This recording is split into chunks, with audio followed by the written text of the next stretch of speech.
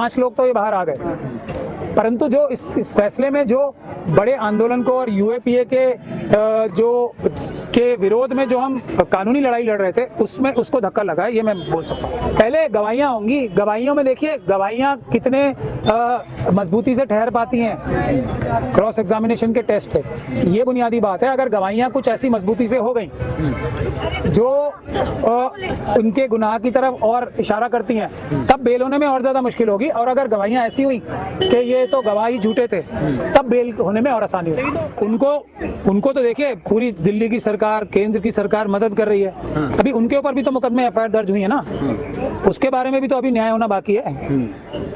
उनकी तो क्योंकि केंद्र सरकार मदद कर रही है और दिल्ली गवर्नमेंट मदद कर रही है, आरएसएस और बीजेपी सारी ताकत लगा के मदद कर रही है, फिर भी उनके खिलाफ एफआईआर दर्ज हो रही है, स्टे भले ही हो गई हैं, लेकिन उनको भी तो अभी कानून का असली रास्ता देखना बाकी है ना। वो अपनी चिंता करें तो ज्यादा बेहतर रहेगा। की जाती है, 5 को जमानत मिलती है, सुप्रीम कोर्ट कहता है कि 5 साल आप जेल में हैं, इसका मतलब ये नहीं आपको जमानत दे दी जाए। क्या कैसे देख रहे हैं आप?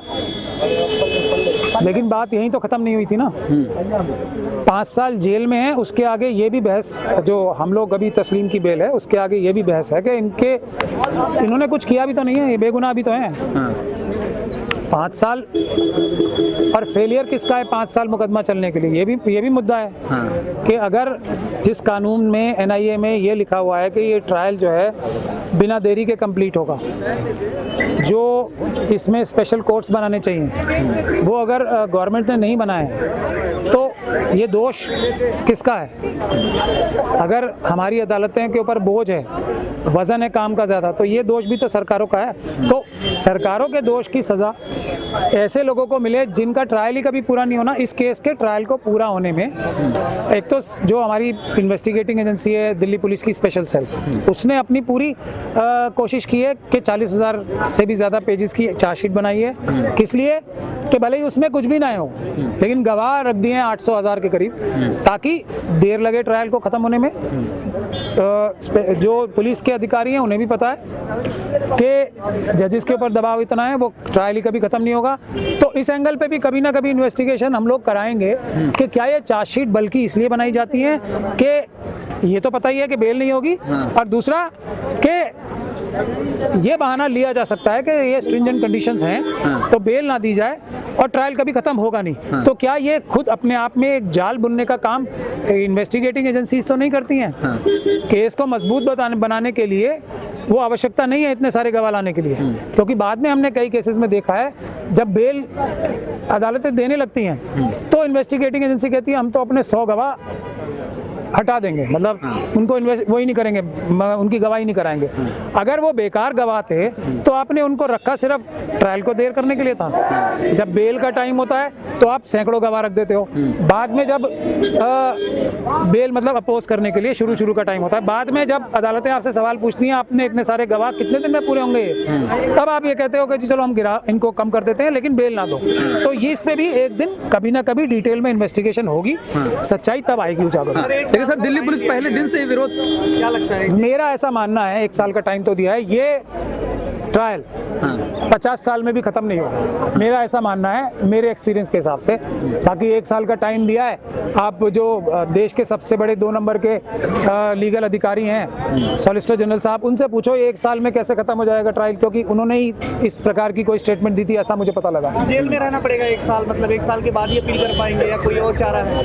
पहले गवाहियाँ होंगी, गवाहियों में देखिए गवाहियाँ कितने मजबूती से ठहर पाती हैं क्रॉस एग्जामिनेशन के टेस्ट पे, ये बुनियादी बात है। अगर गवाहियाँ कुछ ऐसी मजबूती से हो गई जो उनके गुनाह की तरफ और इशारा करती हैं, तब बेल होने में और ज़्यादा मुश्किल होगी। और अगर गवाहियाँ ऐसी हुई कि ये तो गवाही झूठे थे, तब बेल होने में और आसानी होगी। लेकिन पर्याप्त सबूत है प्रथम दृष्टया, ये बोल रही है ना कोर्ट, इसका मतलब? हाँ, ये बात है, इसीलिए तो हम बोल रहे हैं कि 40-50 हज़ार पेजेस की चार्जशीट बनाने का मकसद यही होता है कि एक जनरल इम्प्रेशन या एक गलतफहमी पैदा की जाए किसी भी प्रूडेंट एजेंसी के लिए के मन में, किसी भी ऑनरेबल जजेस के मन में और किसी भी आम इंसान के मन में कि हाँ कुछ ना कुछ तो होगा, वरना 40,000 पेज कहाँ से लाएगा। फिर 40,000 पेज क्या महत्व रखते हैं नहीं रखते, ये बुनियादी बातें होती हैं। इस पे अभी समय आया नहीं है, समय आएगा तो इस सब पे हम गहन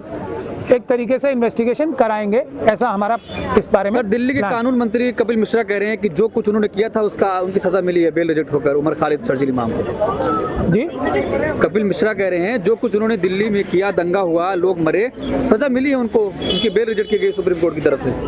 नहीं, अभी तो उनको तो देखिए पूरी दिल्ली की सरकार, केंद्र की सरकार मदद कर रही है। अभी उनके ऊपर भी तो मुकदमे एफआईआर दर्ज हुई है ना, उसके बारे में भी तो अभी न्याय होना बाकी है। उनकी तो क्योंकि केंद्र सरकार मदद कर रही है और दिल्ली गवर्नमेंट मदद कर रही है, आरएसएस और बीजेपी सारी ताकत लगा के मदद कर रही है, फिर भी उनके खिलाफ एफआईआर दर्ज हो रही है, स्टे भले ही हो गई हैं, लेकिन उनको भी तो अभी कानून का असली रास्ता देखना बाकी है ना।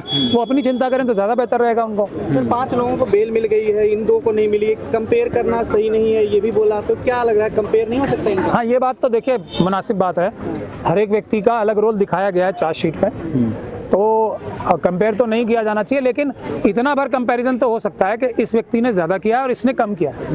ये भर कंपेयर तो किया ही जा सकता है, क्योंकि ज़्यादातर गवाह जो है ना वो एक जैसे हैं।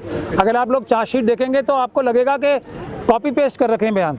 तो इतनी गहरी और गहन इन्वेस्टिगेशन जब की जाती है तो मैं देश की जनता से यही तो कहता हूँ कि जब समय होता है तो पूरी गहनता से हर चीज़ पे नज़र रखें। ये देश के नागरिकों का, जो कि देश के मालिक हैं, बाबा साहब डॉक्टर भीमराव अम्बेडकर ने जिन्हें देश का मालिक बनाया है, वो हर जो स्टैट्यूटरी बॉडी है उसके ऊपर पैनी नज़र रखें, तभी वो ईमानदारी से काम कर पाएगी। अब आप जाके चार्जशीट पढ़ लें, सबके बयान, मतलब आपको सैकड़ों लोगों के बयान ऐसे लगेंगे जैसे कि कॉपी पेस्ट कर दिया।